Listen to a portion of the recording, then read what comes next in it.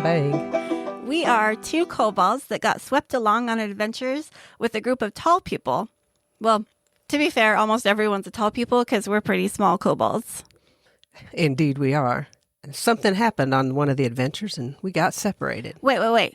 Should we talk about how we met up with the tall people and why we joined them for adventures in the first place? Not really, because the adventures we're having right now, it's all about how we're trying to find each other again. Oh, right. I guess we got to leave some content for the flashback sequences, huh? That's right. Anyway, we were traveling with our tall people looking for something big and powerful.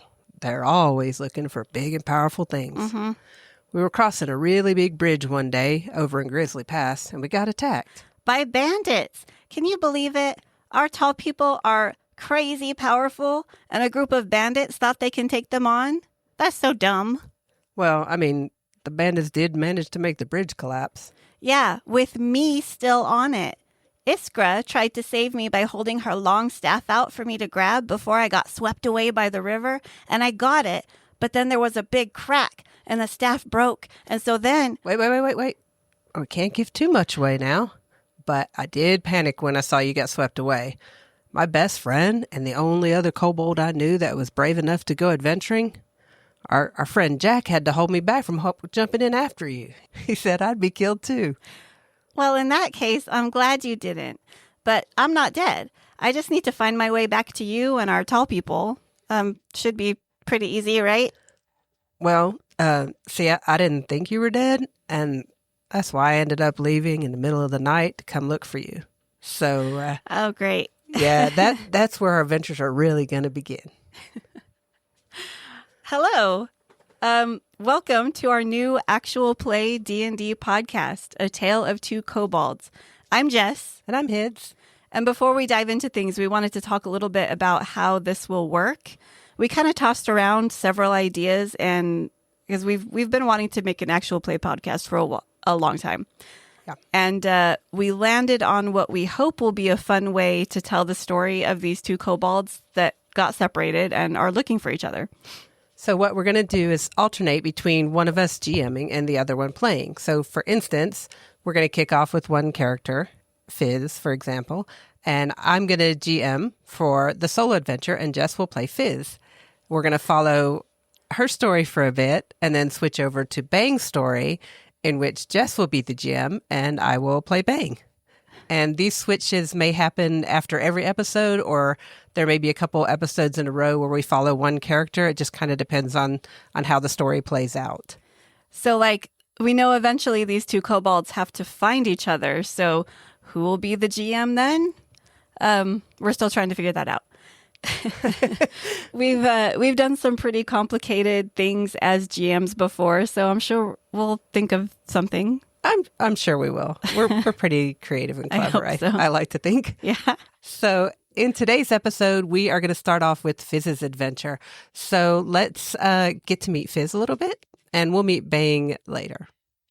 So Fizz is a level 2 druid, spelled with 3 Z's, by the way, Fizz. She's more outspoken than Bang. He's a little bit shy, but she is just as curious. She loves plants and all things that grow, and she dreams of someday being a powerful druid and powerful protector of nature. So, kobold, in case you don't know, tell us what she looks like. Describe a kobold. Okay, so kobolds, if you're not familiar with the kobold species, there's small, reptilian, lizardish, dragonish creatures, usually about 2 to 3 feet tall. They've got the teeth, they got the claws, they've got scales. Fizz is right there in the middle range, about 2.5 feet tall. Her scales are like a dark, dusty magenta color, and her eyes are like those really big, round caiman crocodile eyes. Oh, I love those. I love those guys. And they're like a soft golden color. And I think I'm undecided about everything else about her appearance, so that's just going to come out in gameplay or character art. I don't know. Yeah, like little clothes and stuff. You change clothes. You don't just only wear the same thing every day. Yeah. I don't know. We'll see. We'll see what the stories tell for that. So I do want to mention one of the little quirky character traits that I'm going to try to incorporate if I remember to do it. I decided she should always look for ways to compliment people, like no matter who she's talking to. Like, oh, the way you're pointing that sword at me is really intimidating. That's a good job. Or like, It's adorable. wow, you know all the right places to stab someone and you didn't even get any blood on you. I think she does this partially because she likes to look for the silver linings. She's eager to make friends, but also she knows that a well-timed compliment can be a little disarming at times. So she's clever like that. And I will try to be that level of clever during gameplay, but we'll see. I think it's going to be fun. Yeah. What is starting equipment, that sort of thing? Because I know like a lot of people, we want to talk about mechanics a little bit. Okay, yeah, mechanic-wise. Starter equipment, she's got leather armor, a couple daggers, standard healing potions. I think we gave them two each. Yeah. She has a handful of gold coins. She's not really the bank of the operation. And after she gets swept away in a river, she has a broken end of a druid staff. Or does she? I freaking hope so. Great, GM. Thank you.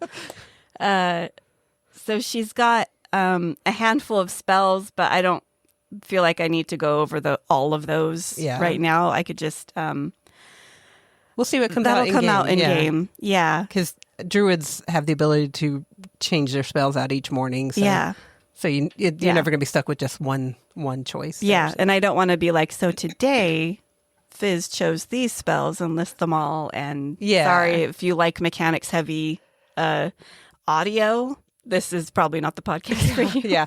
We are very much rule of cool, out rules as written. For sure. So if you hear us kind of interpreting a spell different or a rule different, don't add us. We got it. I mean, we might correct something later on if we found out we did something totally wrong, but this is just a fun storytelling actual play. So we're just going to kind of run with having fun with it. Yeah.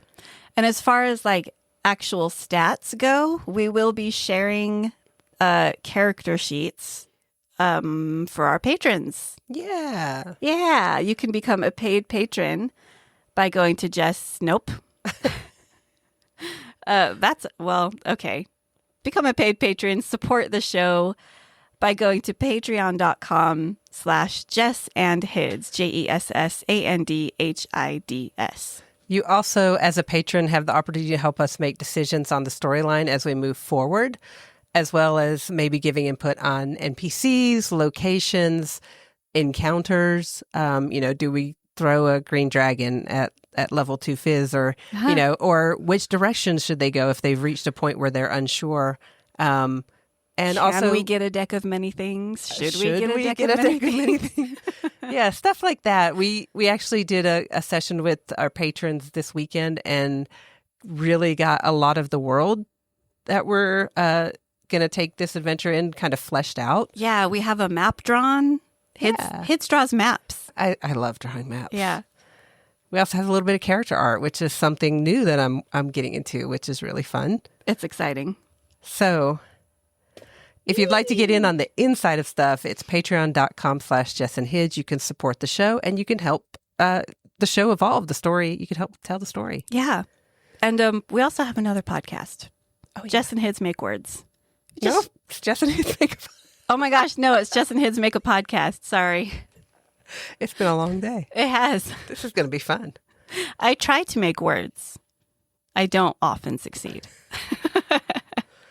So yeah, check out our other podcast, Jess and Hids Make a Podcast. It is for lack of a better description, it's a podcast of random things. Yeah. It's kind of different topics. We just talk about whatever we want to talk about, and we draw a card to see what we're going to talk about next. Yeah, it's really fun. Yeah. And I have actually learned a lot over the last 60-odd episodes. I have learned a lot. I have also forgotten almost all of it.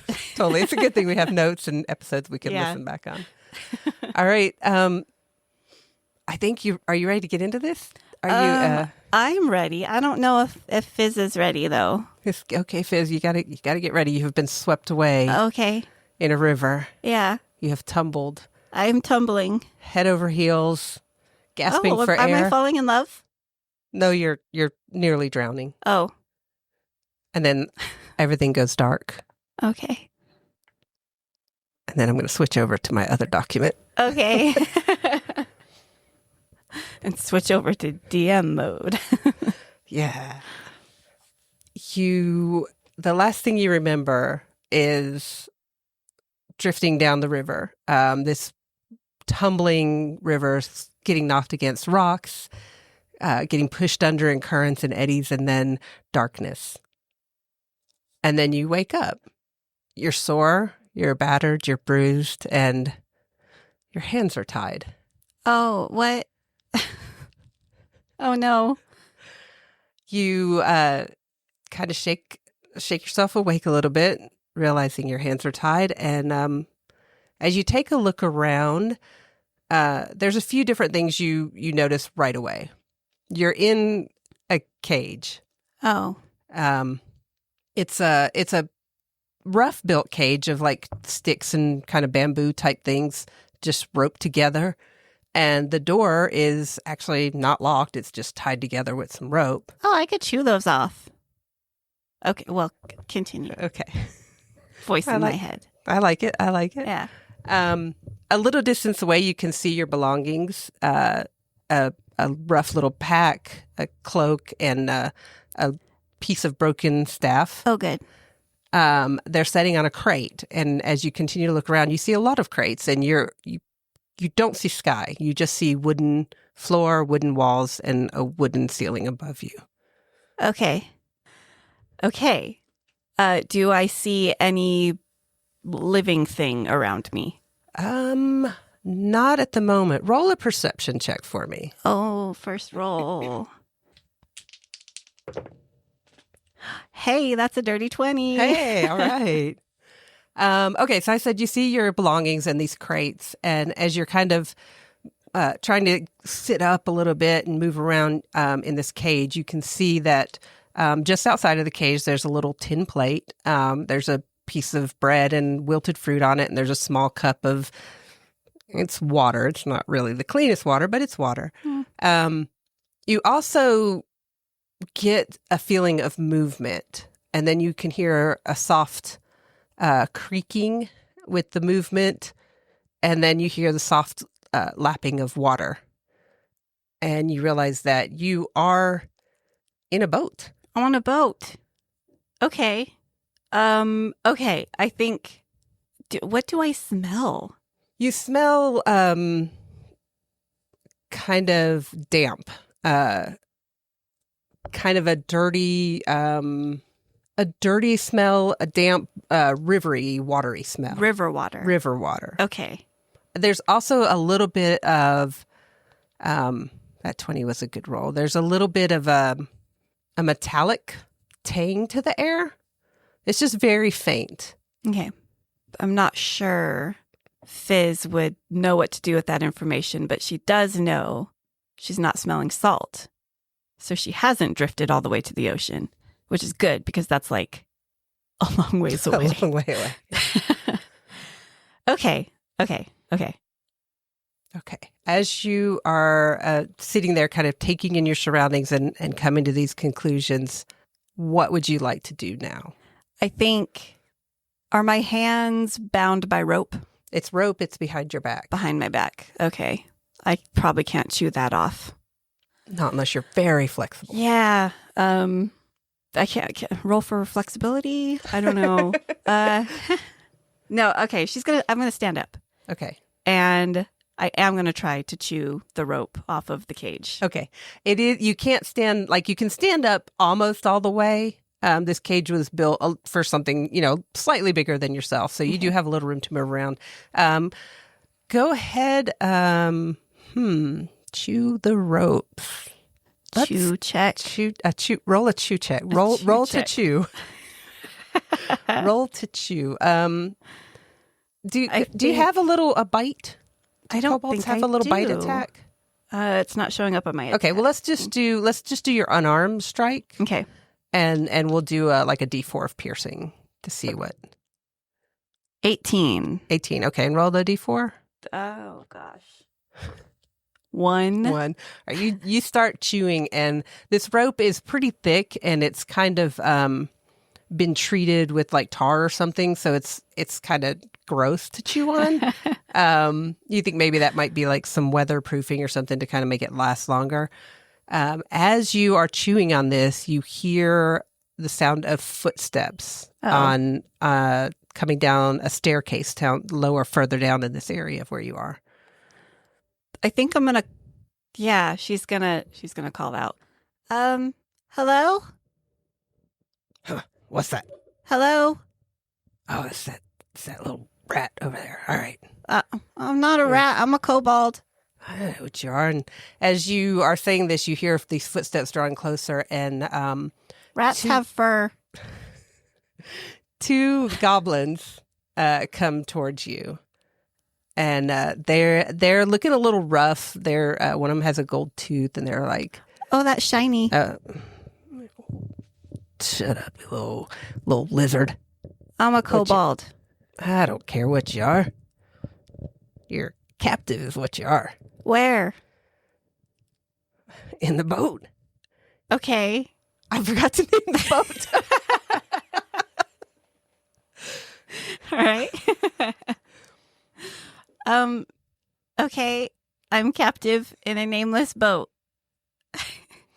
Should we name the boat real quick? Yeah, let's name the boat real quick. I'm going to just do something. All right, we're going to call this... I'm looking at my characters who are on this boat. Okay. We're going to call it Tusk's Revenge. Tusks? Tusk Revenge. That's really, yeah. Tusks. All right. Where? You're captive on the Tusk Revenge. What is that? It's the boat you're on. God, you're not very smart, Oh, are you? that's the name of the boat? Yeah. Okay. You've never heard of it? Why does the Tusk want revenge? Yeah, you'd have to ask the captain. Have I have I heard of this boat? I'm going to say no. Okay. I haven't heard of you, but that's probably because I don't know many boats by name. I'm sure you're really famous. Well, I mean, the captain probably is. What am I doing here? You're captive. You're cargo now. Cargo. Mm-hmm. No, it's pronounced kobold. Just hang on. And the one goblin kind of pushes the other way, and he kind of kneels down in front of the cage. He's like, "You're a captive on the Tusk Revenge." No, I get that. My we're hands are river tied. pirates, right? Oh. Because the doors. Were you chewing on this? No. You should get a little something. No, I don't. Okay. I was eating tar before I got swept away in the river. Sure. Yeah. Oh, you got swept away in the river. Okay. We Where did you find me? just laying on some rocks. Oh, Yeah. I just thought you scooped me out of the river. No, we'd hoped. We found you, and we went over, and we were like, "Haha, we're just going to take her stuff." And then you like moaned a little bit, and the captain was like, "Ha, we'll just take her and sell her," and or I mean, if you're the piratey type, you could maybe talk him into letting you be part of the crew, but I'm Gibble, by the way. Gibble? Gibble. Okay, I'm Fizzz. Fizz. Fizz. Fizz. Fizz. Fizz. Fizz. We'll get there. Okay. And what's your name? That's Gren. Gren. Yeah, he's a little grumpy. Gibble and Gren. Yeah. Gibble and Grumpy Gren. Okay. Don't call me that. Okay. All right. Yeah, he's a little touchy. Yeah, he called me a rat earlier. You looked like a drowned rat when we found you. I have scales.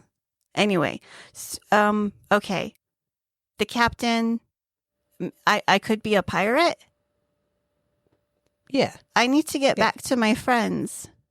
Well, right now you have two options. You can become a pirate and stay on the ship and serve Captain Goldtusk loyally. Oh, I get the name of the ship now. Yeah. The Tusk. Very clever. Anyway, or you just stay in the cage, and when we get to the port, we sell you to whoever wants you. Oh, do you sail through Grizzly Pass often? Grizzly Pass, that's way up in the mountains. Do you get close to it? We're going the opposite way. That's about 2 days behind us right now. Huh. Okay, I want to be a pirate. I want to be a pirate. You want to be a pirate? I want to be a pirate. Okay. Roll a deception check.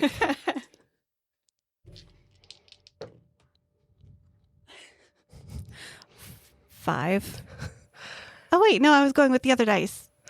17. Pick one and go for it. It's the green one. 17.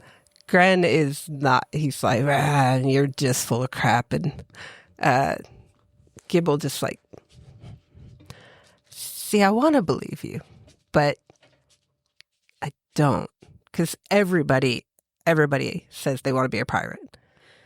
Well, when you give the option of being a pirate or getting sold, Yeah, you understand why people say they want to be pirates. Yeah, no, I get it. I get it.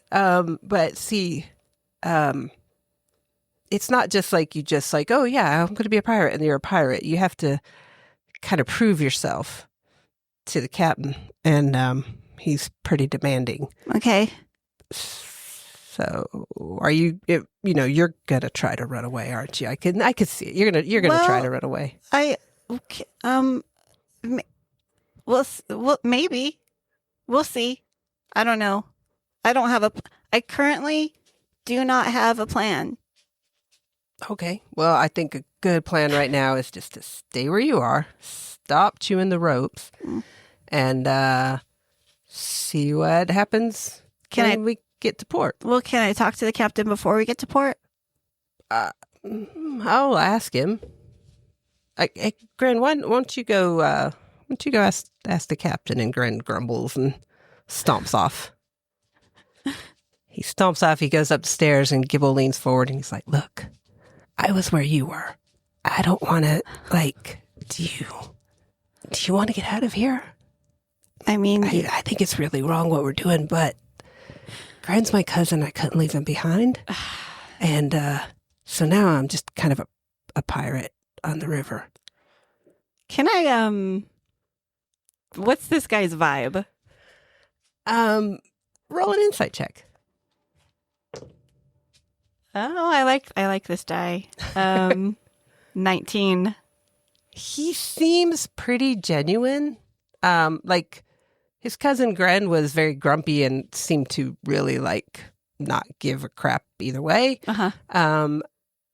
Gibble is a little more, as you kind of look him over, his clothes are a little more well kept. He's a little more kind of, maybe he has a little more self-respect about how he carries himself and stuff. Okay. And he does seem like he's not totally keen on this, but there's maybe a family loyalty thing going on with his cousin. Maybe they just kind of in it. Yeah. Okay. So his cousin was like, "Hey, let's be pirates." And okay. So, yeah. He mentioned that he was in your position. So he did. I think you could surmise that they were once where you were, and given the option, they chose piracy. Yeah. Okay. So say, yeah, I don't really want to be a pirate. Maybe someday, but I kind of got separated from my friends and my best friend, and I kind of want to get back to them. Okay. Can I pretend that I want to be a pirate? No, the captain will see through that. I know spells. He runs a really tight ship, and everybody on the crew is really loyal. We're kind of the newest ones. And, Gran would try to keep you around just so you'd be the lowest on the ladder. Oh, right. I Yeah. get it. Right now, that's us. We Yeah. kind of do the dirty work and stuff.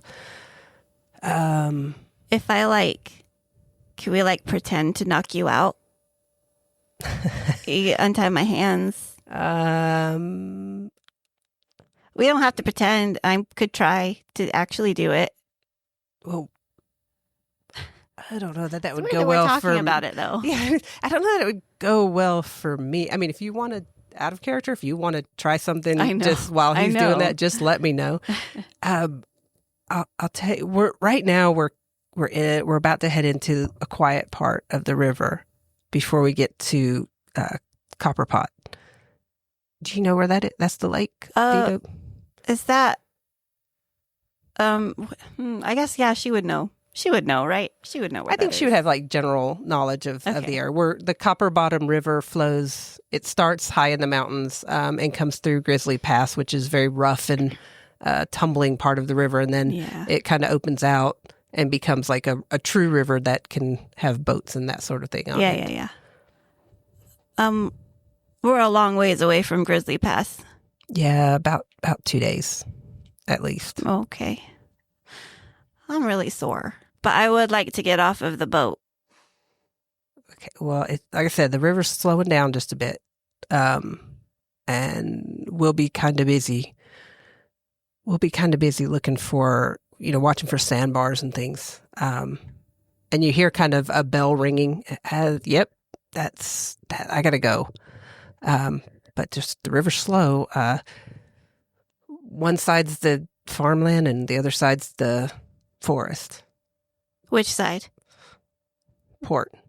Port is left the forest. Okay. Yeah. Oh yeah. Sorry. Port side, left side. Gee, what kind of pirate are you? Well, I'm kidding. port. You're a very good one. Yeah. No, thank you. I'm trying. I mean, I guess I can. Hey, listen. I'm gonna stay right here, locked up. All right. You hear footsteps coming down the stairs, and you can see in the distance. You can see Gren coming back downstairs. Yeah. So you're gonna stay right there. Yes, I am. Locked up. Yes. And you're not gonna try anything stupid. You hear me? Yeah. All right. Okay, bye. And Gren comes over and he's like, "Come on, we got to go." And they kind of go off, and you can hear shouts and you can hear the boat kind of creaking around you as it's kind of being maneuvered through this area of sandbars and everything. What would you like to do now? Oh man, I'm looking at my spells, and I have Thunderwave. The problem with that is it's going to make a big noise. Yes, Yeah. it is going to make a big noise. I think my best option is to keep trying to chew the rope and then figure out a way, once I can get out of the cage, I can try to find my dagger and cut my hands free. I don't know. Okay. Roll a perception check for me. Okay. 18. 18. Okay. As you're sitting there and you see Gran and Gibble kind of go back upstairs, and you can hear the noise and stuff. You look around, and as right before Gibble had left, he kind of leaned forward and was kind of shouting at you, and you could see right at the edge of the cage there is a little broken piece of glass. Can I get it? Yeah, I mean, I think it's definitely in reachable area, but your hands are behind your back. Okay. Yeah, I'm just gonna back up to the cage and try to get it. Okay. Give me go ahead and just give me just a dex check. 12. 12. Okay. Yeah, I mean, you can get it. You might cut yourself a little bit on it, but you do have it in your hands. Okay, I'm going to start just sawing at my hands. All right. Not at my hands. Well, at the yeah. Yeah. You get it. It's not the easiest thing, but you manage to get it in and start working it and get the ropes kind of torn enough apart that you can. And I'm twisting and stuff too. Yeah, you managed to get your hands free. Okay, then I'm going to start cutting the cage doors too. Okay, I mean, you could probably just untie it at this point because right. It's just like I said, it's just the it's just to keep you in one place, and the binding your hands was to keep you from the easy escape. Yeah. Okay, so you have the door. It kind of creaks a little bit as it opens, but there's enough sound. Shh. Okay. Sorry, the door says. Okay. It's surprise, it's a mimic. You're just doing your job as a door. It's okay. Thanks. I'll go grab my stuff. Does it look like, other than the stairs, that the goblins came down? Is there any other way out? There are like a couple portholes here and there. Oh, wait. I forget I have wild shape. Oh, there you go. Okay. Forget you're playing a druid. Yeah. You know what? I'm gonna turn into a rat. Okay. See, I told you were a rat. I'm gonna get my stuff first, though. Okay. Get your stuff. You do notice that your coin purse is missing, but most of your stuff, like your clothes, are still there. Wait a second. Can I pry open a couple crates before I go? Okay. Yeah. They're pirates. Yeah. Whatever. Okay. What do you want me to do? Well, how are you gonna pry these open? I think I have a crowbar. Ah, yes, the Dungeoneer's pack. Yeah. Let me make sure I don't actually. Okay. Yeah, no. But I do have some daggers. Okay. So, yeah, I think I'll try to do that. All right, give me a strength check. Oh, boy. 11.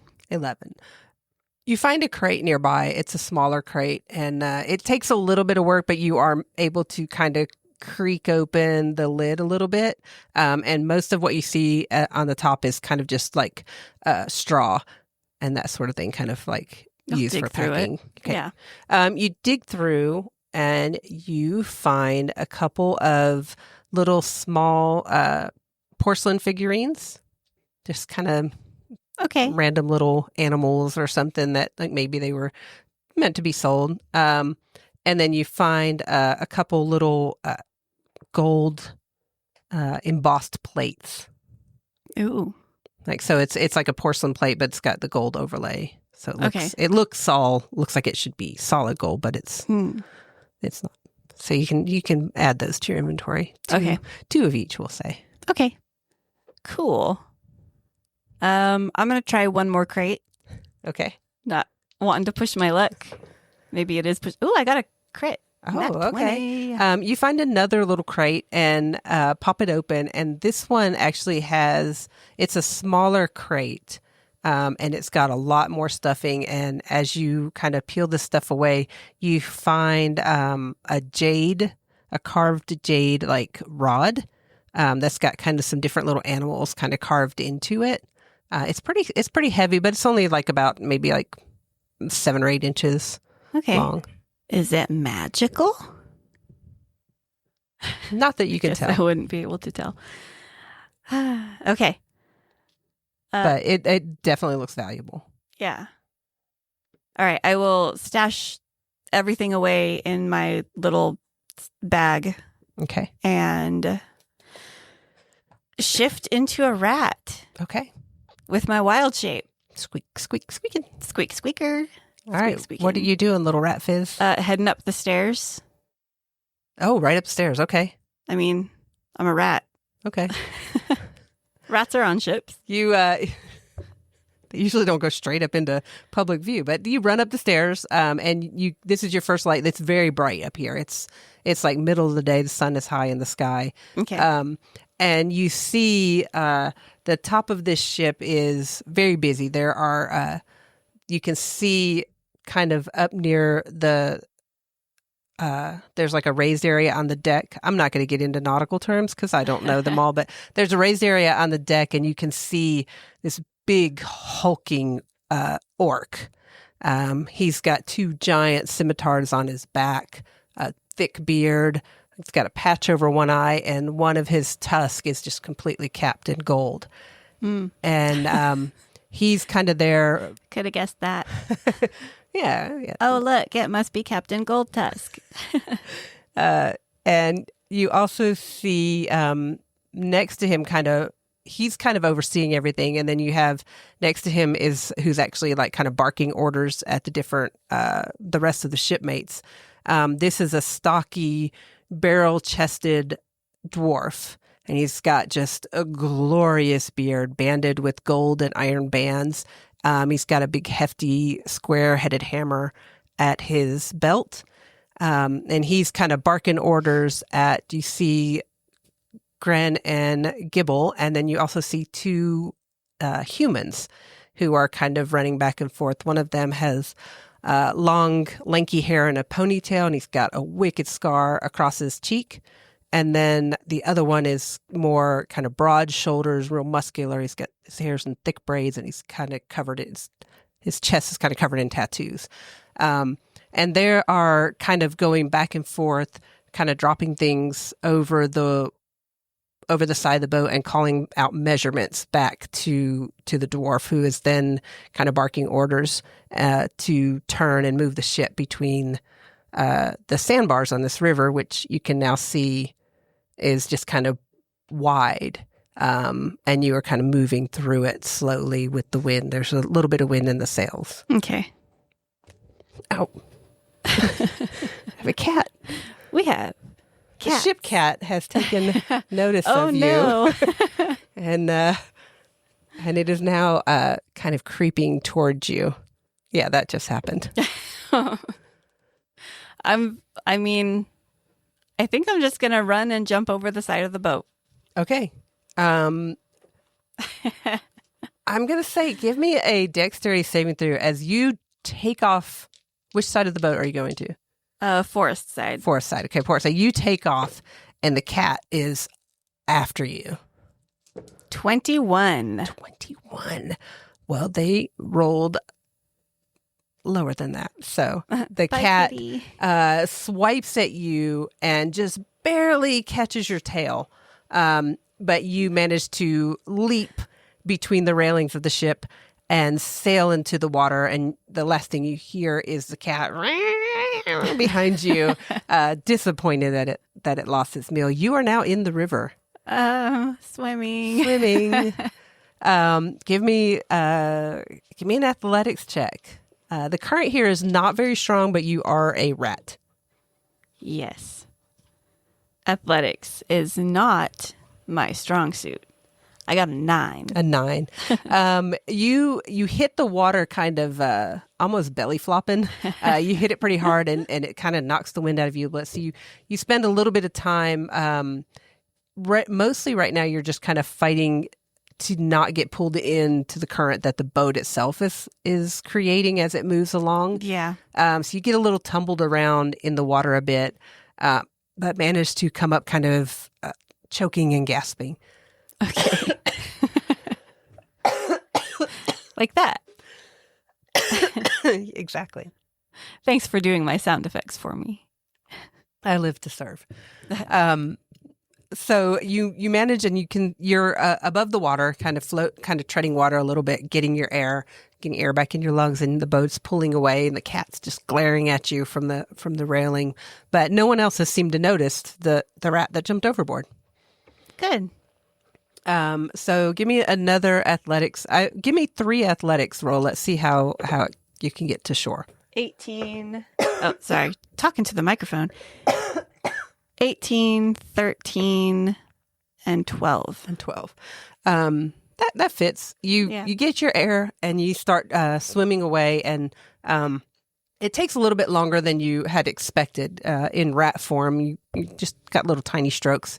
But you eventually do make it into the grassy riverbank and manage to pull yourself up onto the shore in this little clump of weeds. And you're very, very tired right now. Yeah. Okay. I think the first thing Fizz would do is kind of get into the cover of the tree line. Okay. Yeah. It's the trees grow really close here. It's just a quick little jog out of this clump of grass and into the trees. Okay. And then as you kind of look around and get your bearings, you can see the boat moving further downriver. And on the other side of the river, you can see just farms that just kind of stretch off into the distance. And far in the distance, just at the edge of your kind of line of sight, you can see the tops of a city of some sort. Okay. Retrospect, should have gone on the farm side, but that's okay. I'm trying to get back to the mountains. I'm going to drop wild shape. Okay. Back to Fizz and check out all of my equipment. Okay. I mostly am concerned. I think she would be really concerned about the staff because it broke. Yeah, the staff is there. It kind of is just kind of tucked into your pack, but it is there. It's the broken end of your friend Iskra's staff. Okay. And then you have your other equipment. They mostly just took your gold, and you had tucked your healing potions kind of wrapped in clothing, and that did not seem to be bothered. They're still tucked deep in your bag. Oh, good. Cool. I think this is a good place we can take a little intermission. Yeah. And we'll do our little intermission segment. Okay. All right. Cool. So that was fun. Yeah. Are you having fun with Fizz right now? I am having fun with Fizz. Yay. Fun with Fizz. Aw. That's not going to be a thing. No, that's dumb. So that was the first bit of our adventure for Fizz. We're going to get right back to it in just a few minutes.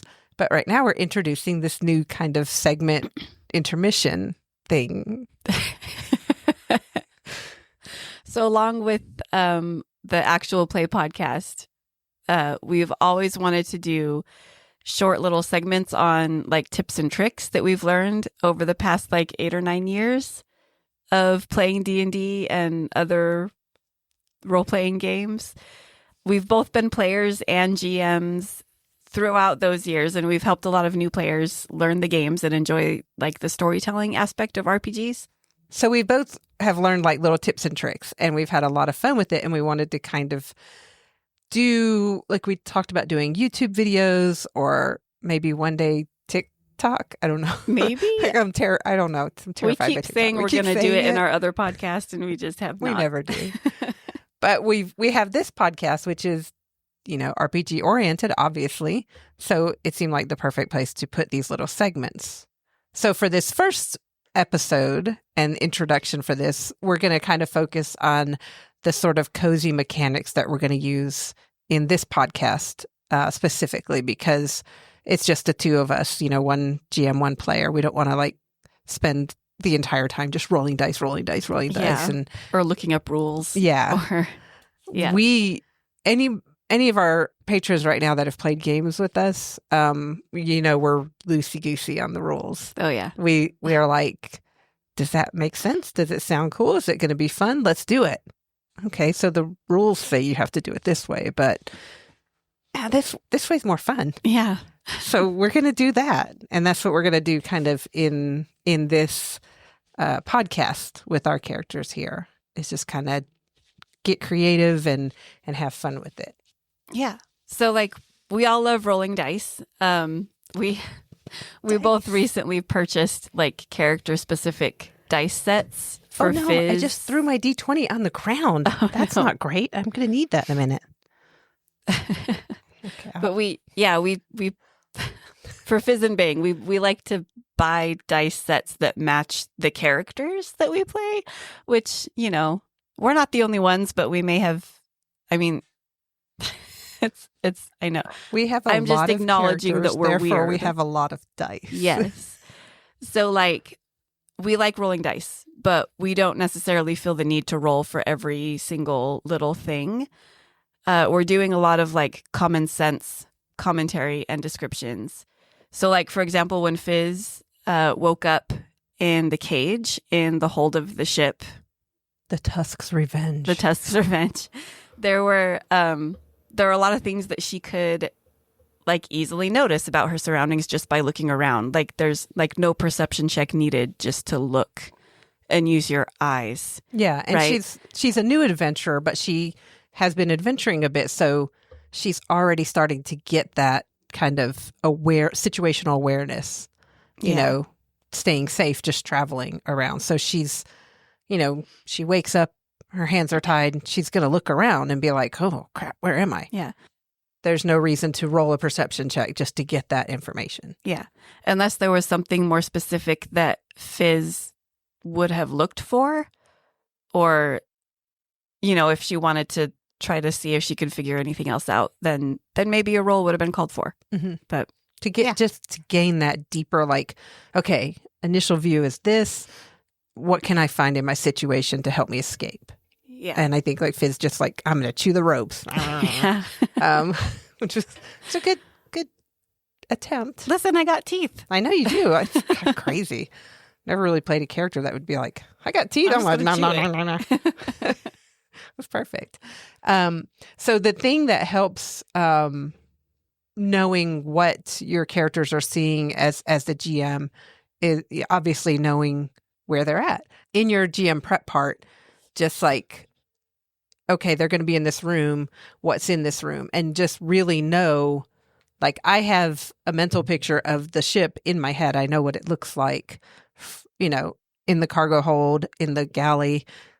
If you'd gone into like the sleeping quarters, I could have described all that to you and everything. But, but you didn't, which is good because we would have got like really, it would not have gone well. Oh, for it would have you. been caught. Yeah, it would have been a problem. But yeah, I just had that, and that way you can, if you know that much ahead of time, you can be like, if your player says, "Is there this?" It's there. Yeah, you have that clear picture, and you're like, actually, yeah, it's right over there. And if you don't figure all that out ahead of time, you can make it up on the fly. That's totally fine. It kind of depends on how comfortable you are with your level of creativity. And especially like in a medium like this is an audio medium. We cannot show you a map or a layout or pictures of how anything looks. So going to have to get really good with the descriptions. And as a GM, even if you do have maps like that people are looking at, it really, really helps to know your surroundings, because it's more than just, a tile layout on a floor. Yeah. If you've seen, you're in a 20 by 20 room, what's in there? A desk. What does a desk look like? Have that all in your head. Your players may not ask for it, but if they do ask for certain things, know what's there. You're right there. You can give it. And even if you do like make stuff up on the fly, don't tell your players that. Like that's keep that a secret. GM secret. They have to know. They have to think that you're a genius. You know everything there is to know. I knew all of this beforehand. Yeah. I mean, I have a 500-page document of Fizz's entire adventure laid out. Right. And there are going to be no surprises. If Fizz wanted there will to be for know, Fizz, but... if Fizz wanted to know what forest supplied the trees to make the wood planks that the ship was made out of, you'd have been able to tell her. Yeah. It's the Falling Mist Forest. Oh, that close? Yeah. Okay. Not really. There are other forests where the ships are made. Sorry. I just had to be really smart. But we haven't named the entire world yet, so we're still working on the map there. It's only episode 1. I know. I didn't think Fizz would want that information, but I can get it for you. I don't want it. I don't care. But yeah, so just the cozy part of this game is going to be just keeping the story moving forward with the storytelling of it. That's like our style of gameplay that we love the most, is story and character driven, less about rules and mechanics and what your character sheet says you can do. It's like what my character would want to do in this moment. And she wanted to chew ropes. Yeah. So, it made perfect sense. Yeah. Really, it did. I loved it. Yeah. So yeah, I think that we'll get more into like we do have like a lot of things written down, like what we want to kind of tips and tricks like that, being prepared, knowing situational awareness for the GM, so you can let your players know. It's a lot more than just reading the module notes and descriptions. You got to get a solid picture of it in your own head before you can describe it to your players. Yeah. And as you go through your module, I'm going to start diving down into that deep. That'll be in a later segment, because we don't want this to run into a 2 hours, intermission where we talk about that. Yeah. So that's just a quick little introduction to this segment that's going to be the intermission portion of our podcast. Yeah. And if this is the only little intermission that you listen to, please listen to more of them. But if this is the only one, remember that Gary Gygax, the creator of D&D, once said, "The rule of cool outweighs rules as written." I don't know if that's a direct quote, but I've always heard that he said it. I've always heard he said it. I did find the afterword from the first Dungeon Master's Guide for 1E. And it's kind of it's the spirit of the game, not the letter of the rules, which is important. Never hold to the letter written, or allow a rules lawyer to force quotations from the rule book upon you, which I love that. Yeah.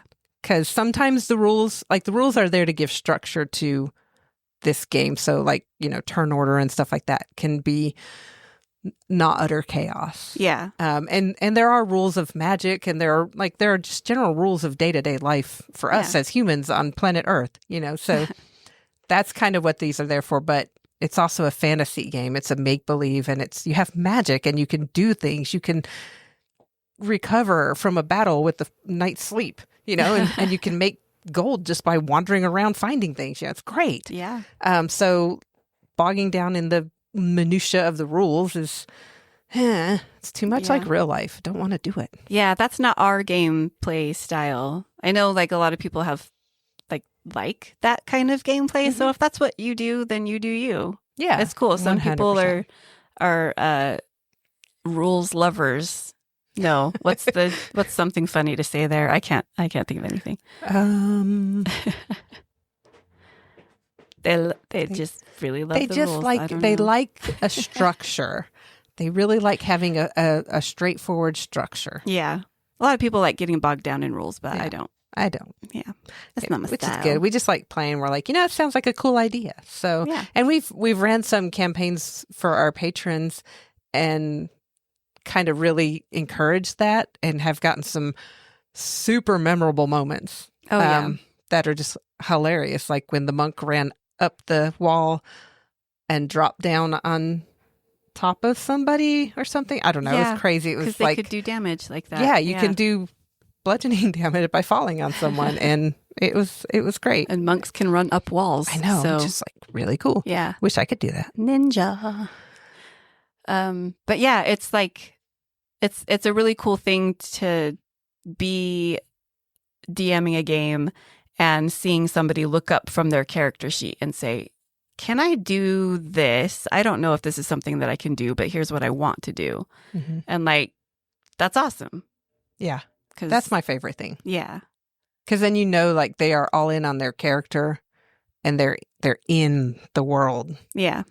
And as a GM, that's a super rewarding moment. Yeah. Because you're like, I've inspired creativity. They're stepping out and thinking beyond words on a page. Beyond stats and mechanics. I have a cat on my lap, and she's sliding down. Aww. Okay, come here, sweetie. Okay. All right. Got you. Saved you. And now she's gone. And she's gone. Maybe she wanted to slide down. Maybe. She didn't look like it. Her face was pure panic. So. All right. So that's it for our tip, I guess, today. We just kind of wanted to let you guys know what we were doing. Embrace the chaos.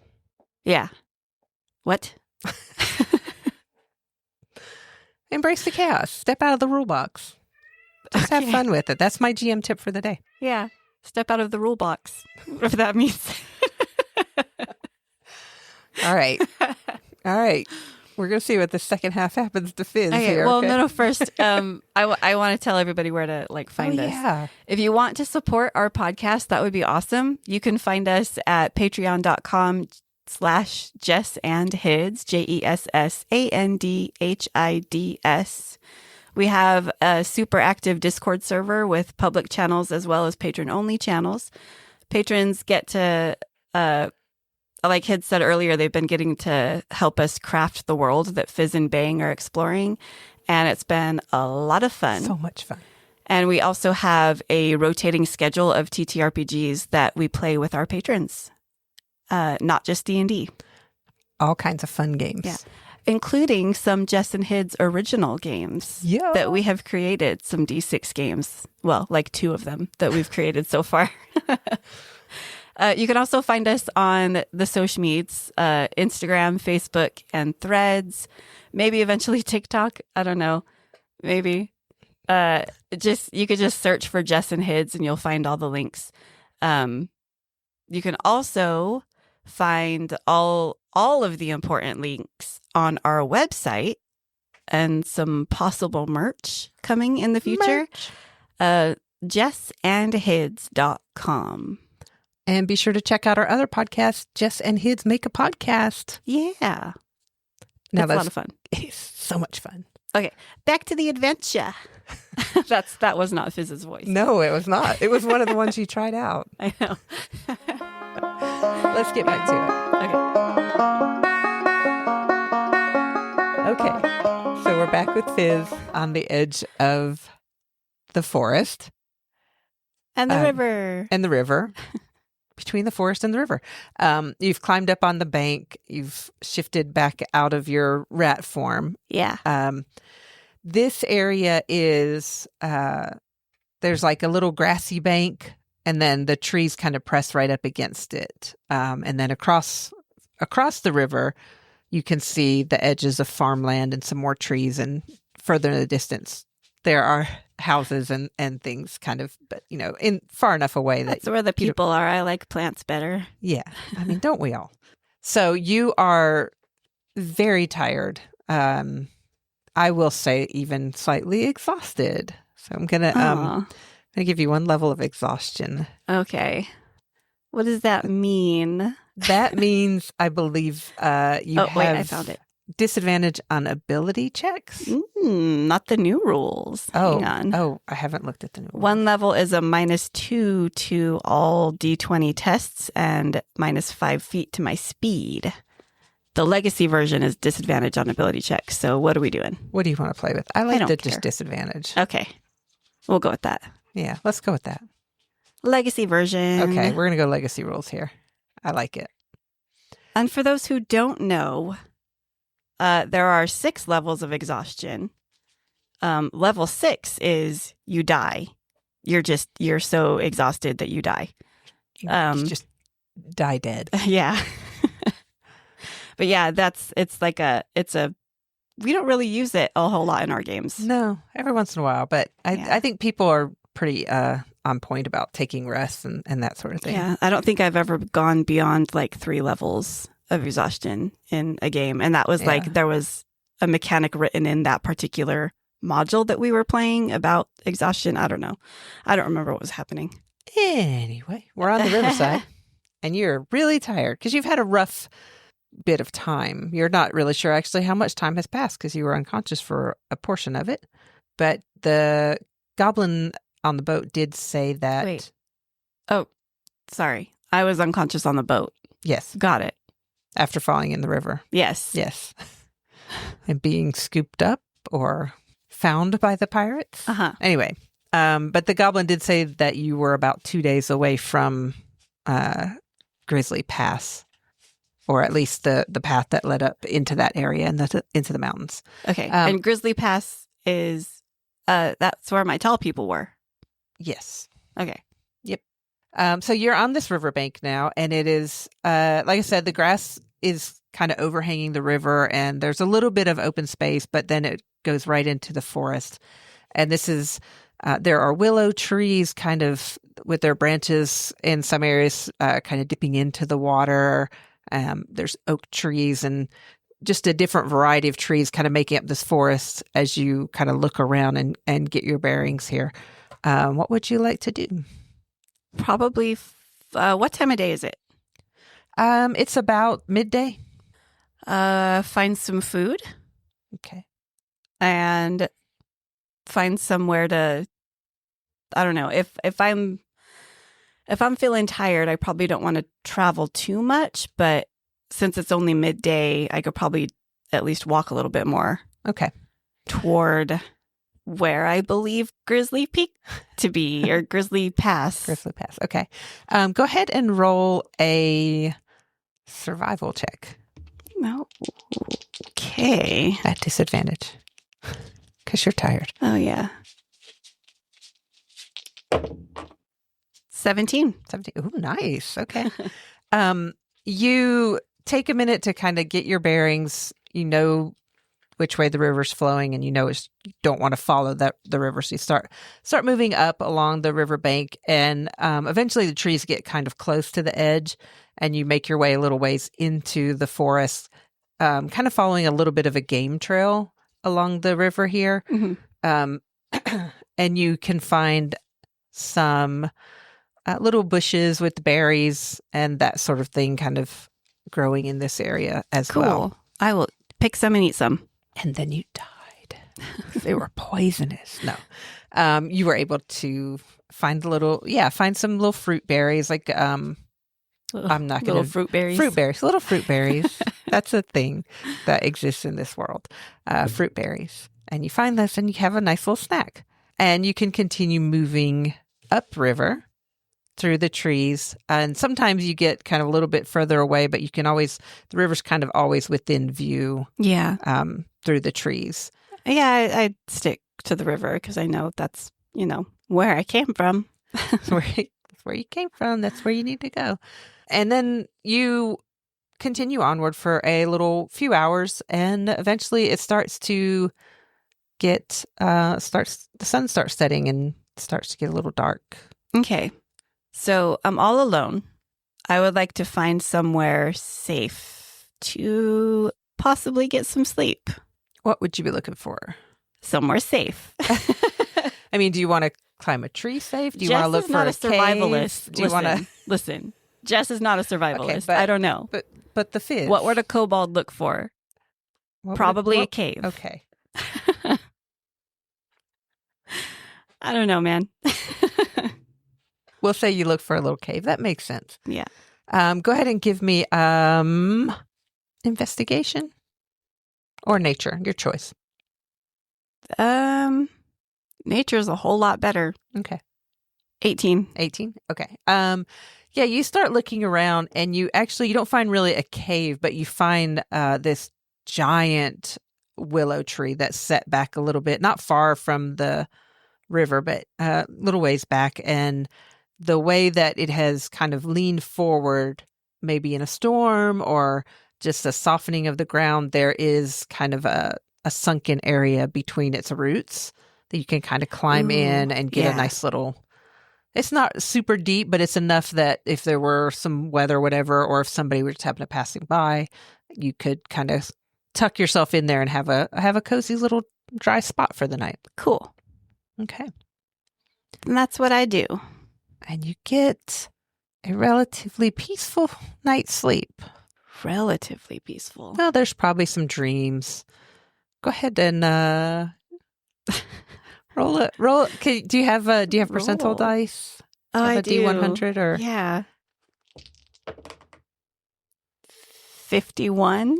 51. Yeah, it's relatively peaceful. You have a few little snippets of dreams of being kind of in the water, getting kind of tossed around, but nothing's like that's so dramatic of a memory or like a scary thing that you wake up or whatever. But you manage to get some sleep. In the morning, as you're still sleeping, and you are awakened by kind of something. You feel your ear kind of lift and then drop. Oh, and then you feel little tiny little tugs at your clothes. Animal type tugs. What do I hear? You don't really hear anything. Oh, I'm gonna open my eyes and look around. It doesn't seem okay. It doesn't seem threatening, right?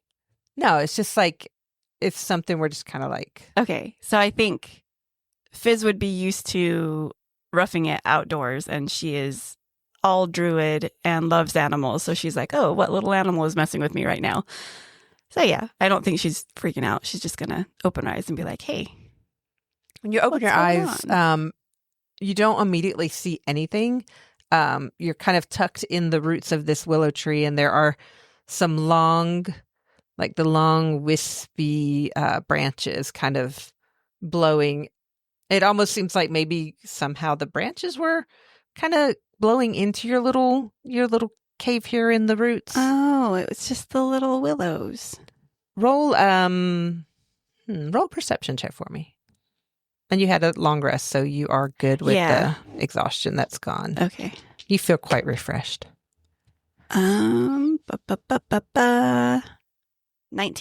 19. As you're kind of waking up and taking in your surroundings and kind of looking around to see what was kind of tugging at you, you catch a glance of the willow branches kind of blowing, and you realize that right on the edge of one of these branches, you see a little twig that's kind of attached to the branch.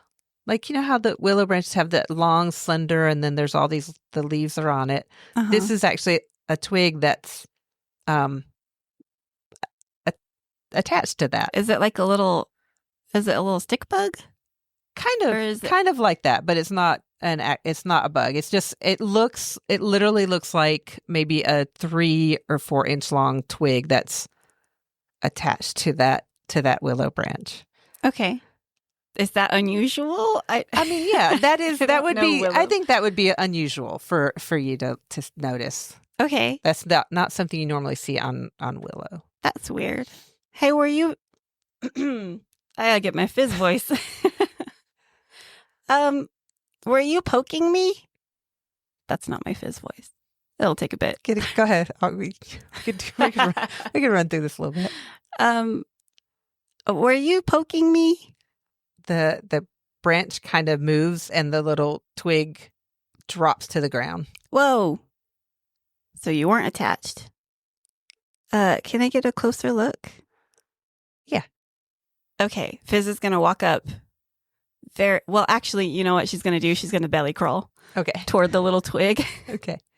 And just see how close she can get. And the whole way she's like, okay, you're a twig. Are you alive? Or did you just fall off? Can you understand me? As you creep closer, and I'm just picturing you kind of real down low, and your snout kind of comes right up within a few inches of this twig, and it's just laying there on the ground. But as you draw closer, you can see on like the part of the bark of this twig, there's a little face. Oh. And the eyes are like wide open, but they're like not really looking at you. They're like, you kind of get the vibe that they're like, if I don't look at it, it'll go away. Oh. You know, when you're playing hide and seek, so it's just kind of staring kind of into the distance, and just this little twig just laying there super still. Oh, it's okay, twig. I'm not going to hurt you. My name's Fizz. What's your name? One of the eyes kind of flicks towards you, and then I knew you were alive. It's okay. I'm not going to hurt you. I promise. Are you, is it rude to ask what you are? You're a very, handsome twig. It kind of blinks at you, and then it lets out this little sigh, and it stands up, and it's about 3 inches tall, and it does just look like a little twig. Now you can kind of see little arms kind of come out of the wood, and they're like twig shaped too. Like it would, like if you had just left it, if you were just walking, you would never see that this was anything more than a twig. Mm-hmm. And it puts out its little arms and its little legs, and it stands up and looks at you. What are you? I'm a kobold. Kobold. Yeah, we're like dragons. Oh, but a lot smaller than actual dragons. You're pretty big. You should see dragons. I've heard about dragons. What What are you? I'm a weepling. Oh, a what? A weepling. Is that like a kind of fairy? Maybe. Do you have wings? And it kind of stands up a little taller, and these two little wings kind of come out from its back. But they look just like willow leaves, that long, slender green, kind of pale green. Ooh. And it looks so proudly, flutters the wings, and lifts off the ground just a little bit. Aw. So you are a kind of fairy, I think. Fae? I don't know the terminology. I'm still learning about how to, be an adventurer and meet new people. I never met new people. You've never met anybody? Just you. Not even like animals? Oh, all kinds of animals, but they're not people. There's Jess wondering if kobolds are people. That's not a term that strictly applies to humans in D&D. We're not going to sit here and get it. We sentient being. Yeah. Do you live in this willow? Mm-hmm. Are there more of you? Mm-hmm. How many more? They point. And kind of a little ways above your head, as you kind of look up, you can see where the branches of this willow tree are kind of just swaying in the wind, the soft breeze that's blowing here.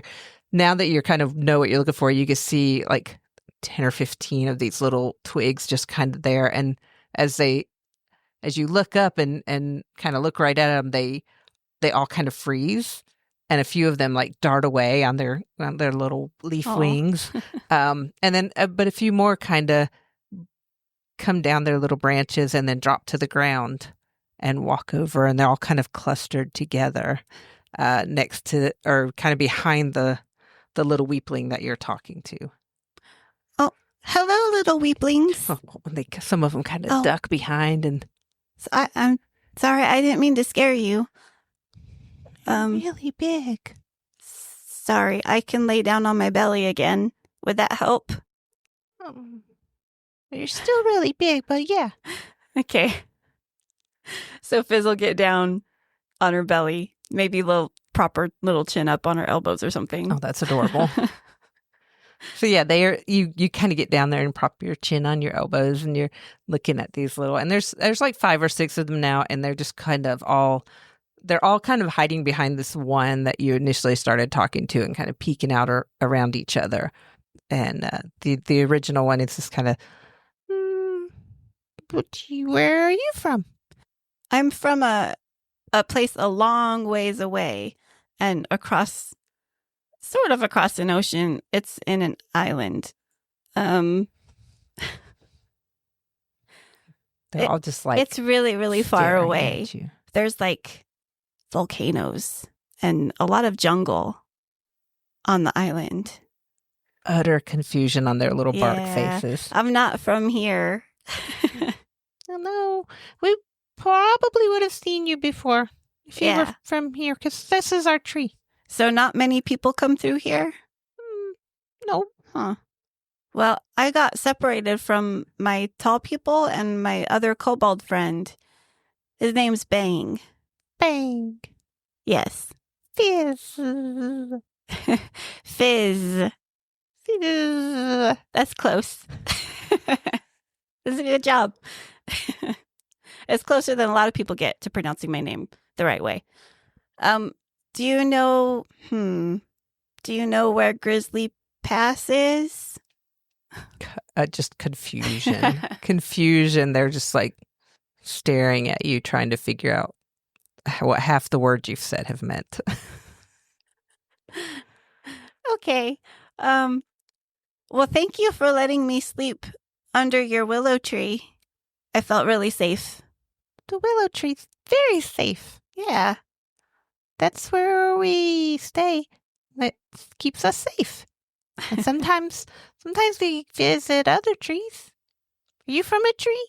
No, I don't think so. I hatched from an egg. Oh, like a bird. Yeah, But you don't have like wings. a bird. No. Yeah, well, some lizards hatch from eggs too. Oh, yeah. I wish I had wings though. Then I would be almost like a real dragon. We have wings. Weepling. Weeplings. If I had drawing skills, I would draw pictures of you guys, but I don't. What's a picture? It's like a, I wonder if she would have anything in her bag. She probably has books. I'm sure she has books in her bag. She'll pull one out and show them a picture. As you sit up, they all kind of move away. What kind of pictures? I think they all kind of move away except for the initial one. Yeah. They're kind of still this like fascinated by you. But yeah, okay. I think she would have a book about flowers. Yeah, that makes sense. Yeah. So she pulls out, you pull out this book, and initially, like they all kind of back away a little bit, like and then they creep up, and again, it's that the initial one you were talking to seems to be the boldest, and they kind of creep up. The book is much larger than they are, so they flutter their little wings and lift into the air and are looking curiously at this book with this picture of these flowers and just kind of fascinated at it. And then you hear kind of the flutter of birds and stuff, and the other ones kind of scatter, but this one little one just is entranced with your book. She's flipping through the pages, and I'm kind of picturing it's like a field guide to maybe healing plants with medicinal properties. I think she might want to learn. That's like something that she's trying to learn. Okay. So yeah, she's pointing out like, and this helps when you have a really upset stomach. It's really pretty, but what you do is you take the flour and you kind of grind it up a little bit and eat it. I don't know if that's going to be offensive for you to hear. Just don't talk to them about willow bark, okay? As a remedy. Yeah. No, I think they're just enraptured, and every time you turn the page, they kind of flutter out of the way and let the page.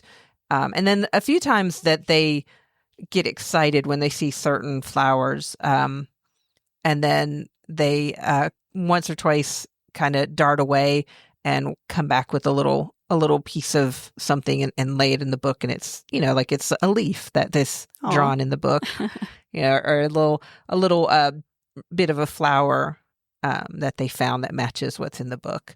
Wow, you're really good at that, at finding plants. I'm still learning how to identify them just based on the way they look. Sometimes some of them can look very similar to each other. Yeah, I don't go very far, but sometimes I go a little bit farther than others. I like plants too. You're like me and my friend Bang. Not a lot of kobolds like to be adventurers, but we wanted to travel and go farther than anybody else. Oh, yes. One time I went all the way down to the cherry tree. Oh, she's gonna look around for the cherry tree. How close is it? It's probably like maybe 30 or 40 feet away. You can see the kind of a cherry tree. You're really brave. I'm the bravest. I bet that cherry tree is really pretty in the spring. It's so pinks. Yeah. They're pretty flowers. What's your name? What do the other what are they called? Weeplings? Winglings? Weeplings. Weeplings. Weeplings. What do the other weeplings call you? They don't. Like, we just know who we are. Oh. Well, that's cool. But you're a Fizz. I'm a Fizz, yes. Oh. When I first saw you, I thought you were a twig. Twig? You can call me Twig. Okay. Twig. Twig. Yeah, I like that. I want to go to the cherry tree. Yes. Okay. Let's go see the cherry tree. You want to ride on my shoulder? I'm not as tall as the willow tree, but you might be able to see some pretty cool things from my shoulder. Okay. And flutter up to your shoulder and kind of, do you have just like a regular kind of shirt, like or a little cloak? Yeah, I think she's got like a little cloak on. Okay, yeah, they kind of settle in and grab the fabric of your cloak. And as you stand up, they're like, oh, it's a different feeling than actually flying. But they kind of grip that, and they're, as you're walking along, they're like, oh, it's so fast, so fast, so fast.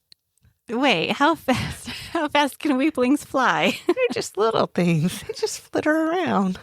I'm sure they're faster than than walking speed. Maybe Twig doesn't fly that fast. Okay. You don't know. Just lose yourself in the moment. Sure.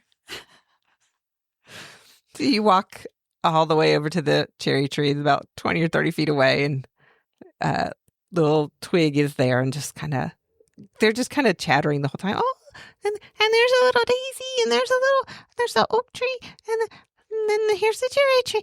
As far as I've ever been in my whole time of being me.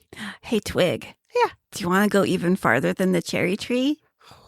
Oh, I don't know. So Fizz is going to step around the cherry tree. See? Look out that way. There's more trees. Can you see above the trees? Look at where the mountains are. Oh. I think that's where my tall people are going. Somewhere up in those mountains. It's a long way away. Oh. So you can stay here with us. Aw. Well, thank you, but I really want to find my friends. Do you want to come with me? Farther than the cherry tree? A lot farther than the cherry tree. It's going to be a long way from your home. So you don't have to come if you don't want to. If you don't want to leave your friends and your family and your willow tree. But it'll be an adventure. Adventure. I'm the bravest. You are really brave. I can go with you? Yeah. I can sit on your shoulder? Yeah. And we'll find your bang? Yes. And they kind of look back at the willow, and they look up at the cherry, and they look up at the distant mountains. Oh, okay. And we could come back here after I find my friends. Or maybe before that, if it's really hard to find them. Okay. Yeah. Okay. And then I can tell everybody about what's past the cherry tree. Yes. Okay. A lot of stuff past the cherry tree. And I think that's where I want to wrap this scene Aw. with Fizz and her new Fizz little and Twig. companion. Yay. Set out deeper into the forest. Beyond the cherry tree. Beyond the cherry tree. I love little Fizz. Me too. And, I like how first blush impression. This is only the first episode, so we'll see. But I like her so far. Yeah. It'll be interesting to see what happens when things get really rough. Things get scary and Fizz is gonna like Hulk out. I'm just a little kobold. I've got some spells. Not a lot. That's what we have for our little adventure. I know like the second half of this episode wasn't really long, but this is a good kind of place to wrap up as Fizz has made her escape from the pirates and has started on her adventure back up into the mountains to find her friends. Sweet. I think next month we're going to see what Bang's been up to. All right. That'll be really fun. I forgot that was Bang's voice. Oh my gosh. He's kind of got this slow kind of way of talking. I'm gonna have to practice that a bit to get in there with in my Bang headspace. It's gonna be fun. You got a month to do it. I got a month. Well, less than that because we need to record. Oh yeah, we gotta do that. Actually record. Not at the last minute. So thank you guys for listening to our first episode of A Tale of Two Kobolds. Yeah. We'll be back on the 1st of May with our next episode.